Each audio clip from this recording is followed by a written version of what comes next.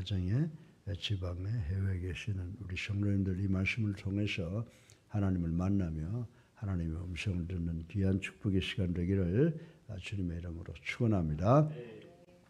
어제 밤늦게까지 여러 가지 생각이 있고 또 오늘 해야 될 일이 있어서 깨어 하나님의 말씀을 묵상하고 있다가 창세기 4장 1절로부터 10절까지의 말씀이 제 생각, 제 내류에서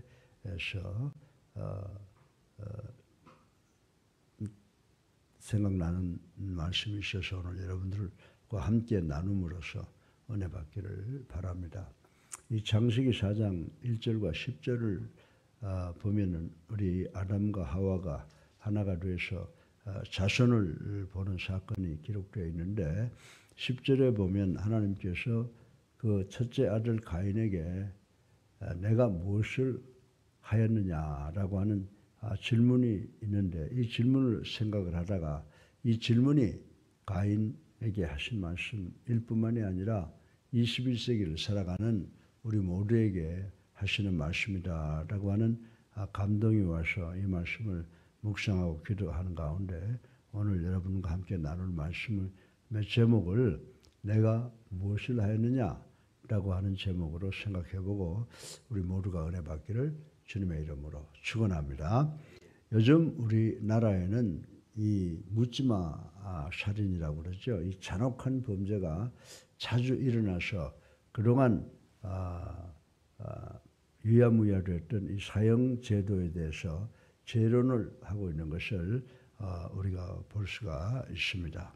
사랑하는 성도 여러분, 우리는 하나님께 범죄함으로 에덴 동산에서 추방당한 인류의 선조, 시조 아담과 하와의 비극적인 이야기를 오늘 읽었습니다마는 우리 그리스도인들은 잘 기억하고 있는 내용이라고 하는 것을 우리는 잘 알고 있습니다. 이 아담과 이브가 하나님께서 명령하신 말씀에 불순종해서 어떤 현상이 일어났어요?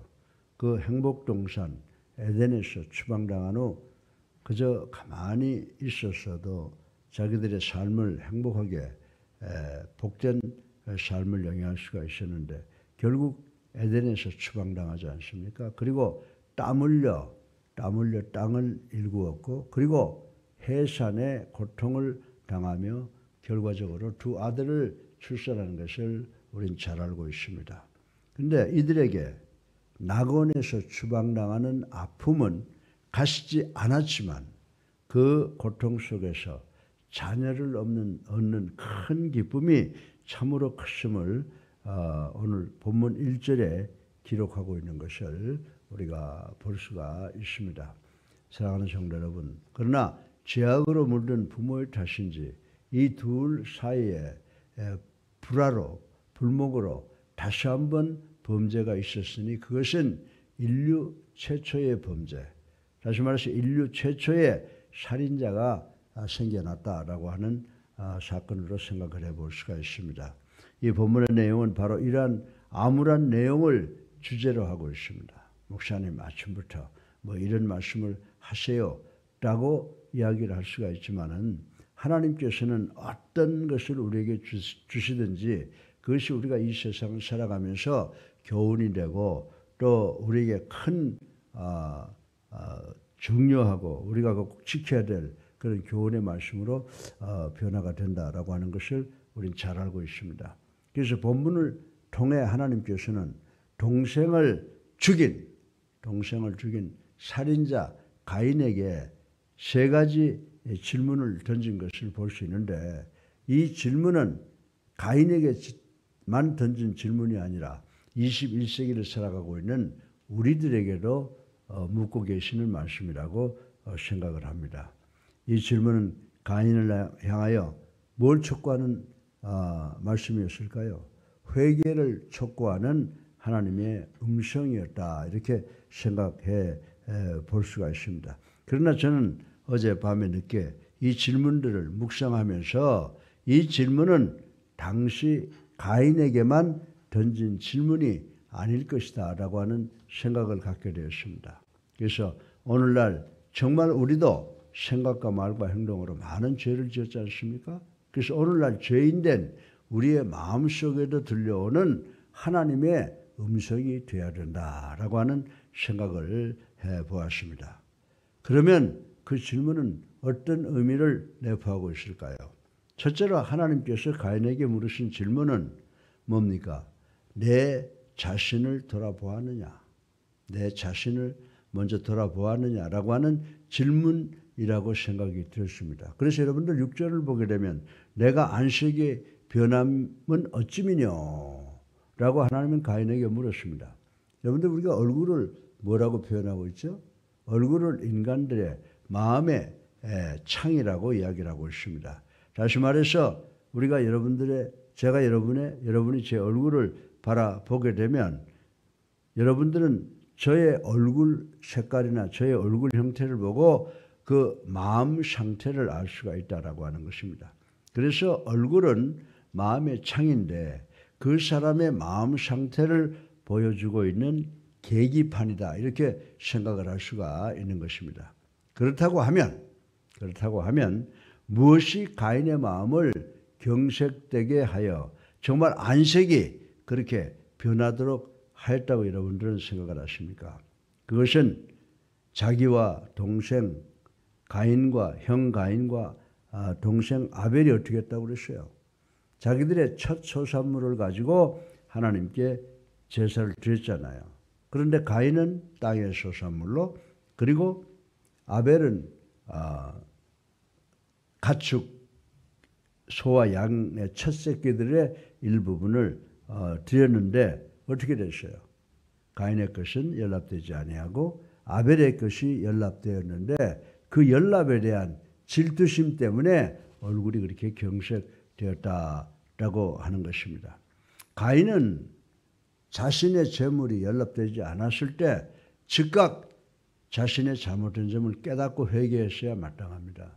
여러분들 왜 하나님께서 땅의 첫 번째 소산물 그리고 그 양, 소, 양 여기에서 첫 번째 난 새끼 2개를 받았을 때 왜 하나님께서 땅의 소산물을 폄하하셔서 안 받으시고 생명을 가지고 있는 그 동물의 첫 번째 출생한 것들을 받으셨다고 생각을 하십니까?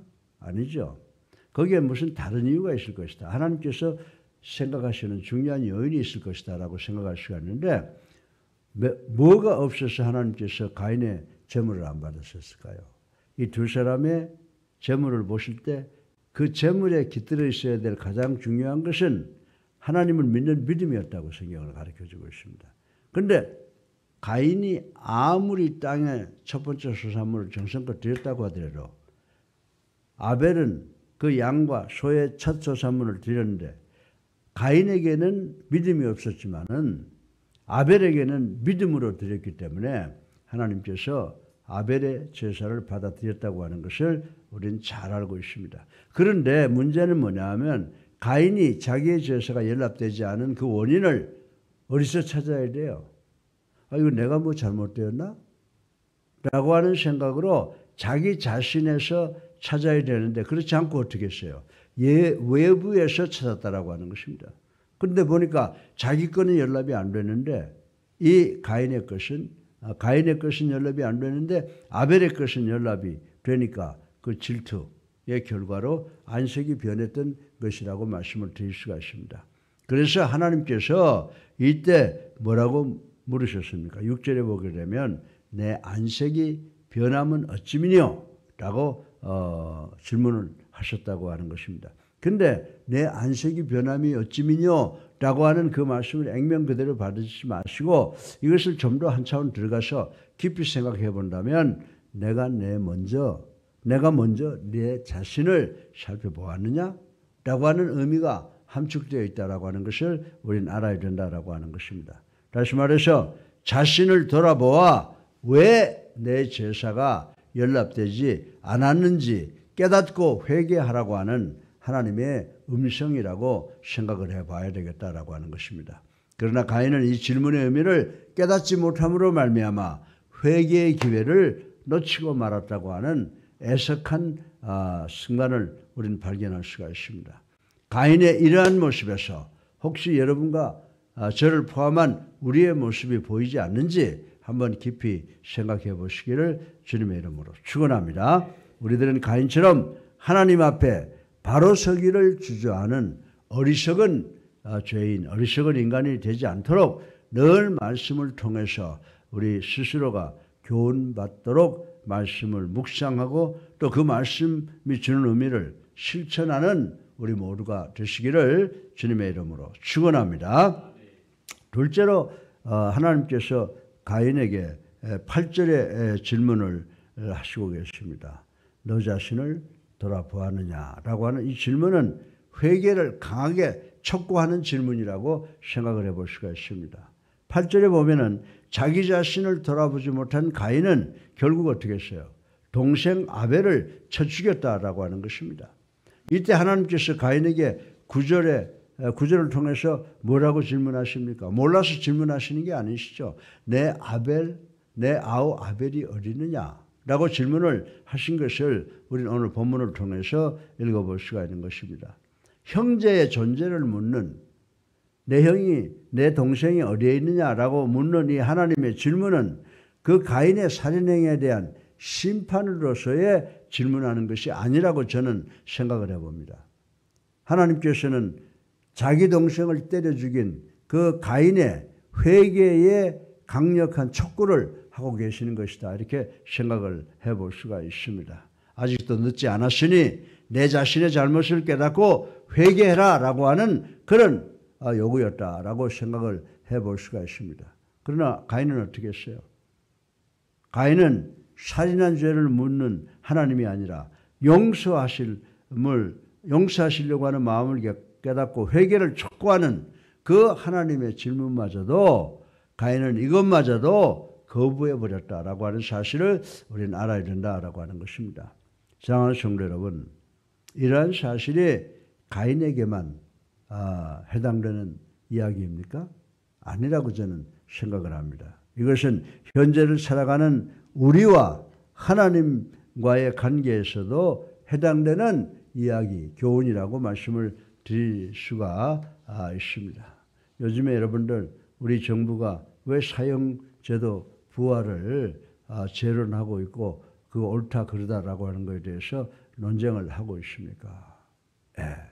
지금 우리 주변에 정말 저런 사람들이 만약 형무소에 들어갔다 또 나오면 똑같은 죄를 범죄하면 일반 사람들이 마음 놓고 살 수 없는 그런 세상이 된다고 생각을 해서 우리들은 이 사형제도를 재론하고 있는 것을 볼 수가 있습니다. 오늘 이 본문의 말씀을 통해서 우리가 깨달아야 되는 말씀, 하나님의 음성이 우리 마음에 들려올 때 초대교회 교인들이 복음을 듣고 뭐라고 그랬어요? 사도행전 2장 37절에 보면 우리가 어찌할꼬 하고 마음을 정말 열고 가슴을 치고 통곡했던 것을 우리는 기억할 수가 있는 것입니다. 그래서 우리도 세상을 살아가면서 하나님의 음성이 우리 마음에 들려올 때 우리가 어찌할꼬라고 고백했던 초대교회 성도들, 초대 그리스도의 성도들의 회개를 기억하고 우리도 늘 회개하는 삶을 살아가야 될 줄로 믿으시기를 주님의 이름으로 축원합니다.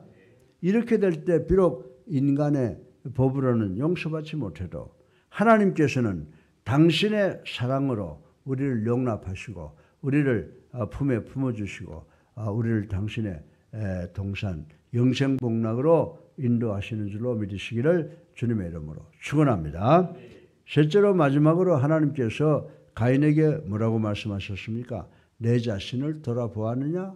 라고 하는 질문은 구체적으로 가인이 지은 이 범죄를 지적하는 질문이라고 생각을 할 수가 있습니다. 계속해서 회피하고 반항하는 가인에게 하나님께서 마지막 질문을 하신 것을 우리 10절을 통해서 볼 수가 있습니다. 내가 무엇을 하였느냐? 내가 무엇을 하였느냐? 내가 무엇을 하였느냐? 라고 하는 이 질문은 구체적으로 범죄를 지칭하는 질문이라고 생각해 볼 수가 있습니다. 본문은 이 마지막 질문에 대하여 더 이상 가인의 말대꾸가 없음을 보여주고 있습니다. 이 질문은 우리 인간들의 변명, 책임 회피, 그리고 교만의 종지부를 찍는 하나님의 구체적인 질문이라고 하는 것을 우리는 알아야 된다라고 하는 것입니다. 우리는 이 마지막 질문을 두려워해야 되는 줄로 믿으시기 바랍니다.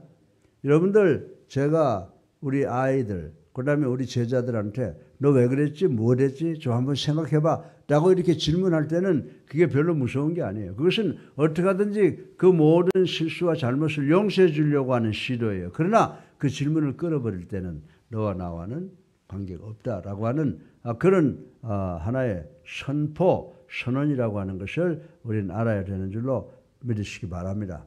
그래서 우리가 기도할 때 하나님께서 여러 가지 우리에게 질문하실 때 그 질문에 솔직하게 회개적 응답을 드려야 된다라고 하는 것입니다. 우리는 하나님께서 우리에게 주시는 마지막 질문을 두려워해야 되는 줄로 믿으시기를 주님의 이름으로 축원합니다. 그 마지막 질문은 오래 참으시고 회개할 기회를 주셨던 하나님께서 마지막으로 하시는 현장 검증적인 질문이기 때문이다 라고 저는 여러분들에게 말씀을 드리고 싶은 것입니다. 사랑하는 성도 여러분, 그러므로 우리들은 이 질문이 있기 전에 회개하는 믿음의 성도들이 되어야 되는 줄로 믿으시기를 주님의 이름으로 축원합니다. 그래서 우리가 기도할 때도 하나님께 찬양과 영광을 돌리고 회개를 먼저 하는 거예요. 회개하고 그리고 하나님과 우리 사이를 가로막고 있는 그 모든 죄악이람을 허물어 버린 다음에 우리의 탄원을 하고 하는 그런 순서로 기도를 드리는 게 좋겠다라고 여러분들에게 말씀을 드리는 것입니다. 다시 말해서 우리는 하나님께서 손수 우리의 죄를 지적하시고 심판하기 이전에 먼저 하나님께 나아가야 되는 줄로 믿으시기 바랍니다. 그리고 하나님, 저는 하나님 목전에서 이런 죄를 지었습니다.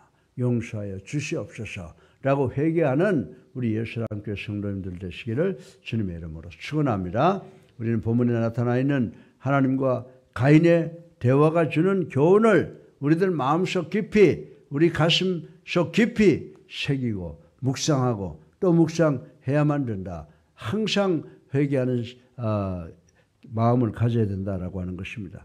단순히 이 대화가 자기 동생을 때려 죽인 가인에게만 국한된다고 생각해서는 안 된다는 것입니다. 우리도 이 세상을 살아가면서 내가 생각으로, 말로, 행동으로 지은 죄에 대해서 늘 회개하는 삶을 살아가야 되는 줄로 믿으시기를 주님의 이름으로 축원합니다. 오늘날에도 우리 예루살렘교회 성도들, 우리 한국에 계시거나 해외에 계시거나 어디에 계시든지 간에 정말 주의 종들이 우리에게 던지는 이 메시지를 통하여 또 성경 말씀을 통하여 또 양심을 통하여 끊임없는 자신의 범죄에 대하여 경고와 질책의 질문을 던지고 계시는, 그리하여 회개를 간곡히 촉구하고 계시는 이 하나님의 사랑의 음성을 늘 듣고 기억해야 되는 줄로 믿으시기를 주님의 이름으로 축원합니다. 오늘 본문에 내가 무엇을 했느냐라고 하는 이 하나님의 질문의 근본이 뭐라고 그랬어요? 너 자신을 돌아보아라. 그리고 회개해라 라고 하는 촉구의 교훈이라고 말씀드리고 있습니다. 그리고 구체적인 우리가 지은 범죄를 지적하고 있으니까 우리가 늘 하나님과 대화 속에서 하나님과 질문을 강력하게 듣고 마음에 묵상하고 또 그것을 회개함으로 우리의 삶을 죄 짓는 삶이 되지 않도록 노력하는 우리 모두가 되시기를 주님의 이름으로 축원합니다. 사랑이 많으신 아버지 하나님, 찬양과 영광과 존귀를 올리고 회개하고 주님 십자가 사랑 감사합니다. 오늘 가인에게 내가 무엇을 했느냐라고 하는 이 질문의 근본적인 해답은 우리 자신을 돌아보라고 하신 말씀으로 믿습니다. 회개를 하라고 하는 촉구로 믿습니다. 그리고 구체적인 범죄를 회개하고 하나님의 말씀에 순종해서 하나님의 자녀로 올바로 살아가라고 하는 교훈인 줄로 믿습니다. 우리가 이 말씀을 깊이 생각해서 하나님을 경외하고 하나님의 도를 지키는 우리가 되게 하여 주시옵소서. 예수 그리스도 이름으로 감사하며 기도드렸사옵나이다. 아멘. 할렐루야. 아멘. 네, 우리 앞뒤 옆을 보시고 주님의 사랑으로 인사들 나눕시다. 사랑합니다. 반갑습니다. 우리 하나님의 말씀 꼭 기억하시는 우리가 되기를 주님의 이름으로 축원합니다. 이제 우리 다 같이 257장 한 장 부르시고 기도하는 시간을 갖겠습니다. 257장.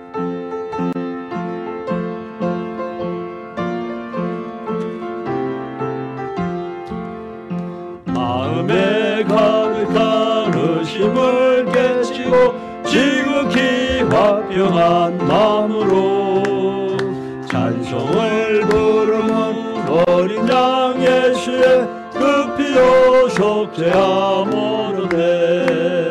속죄함 속죄함 주 예수 내 죄를 속했네. 할렐루야 소리를 아파여 함께 찬송하세.